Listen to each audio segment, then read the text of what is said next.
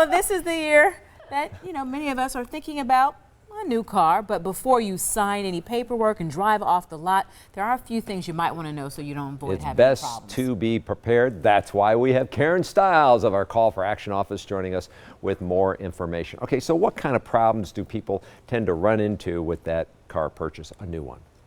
Most of the problems we get tend to be mechanical issues that show up after the purchase. But there can also be problems with paperwork. We get complaints on that with everything from vehicle identification numbers that are not correct or titling issues, or things that appear on the bill of sale that are not what you exactly agreed to, such as extra fees for warranties or pricing or financing issues. Sounds like these are things you should kind of read before you leave the office, but if you don't, what can you do?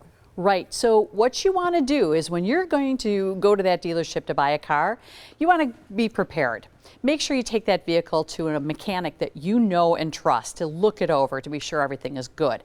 Also, it's a good idea to check out car buying sites like Carfax, Kelley Blue Book, Edmunds. They can give you some really helpful hints on what customers have experienced, good or bad, with the vehicle, as well as what you should expect to pay and get for trade value.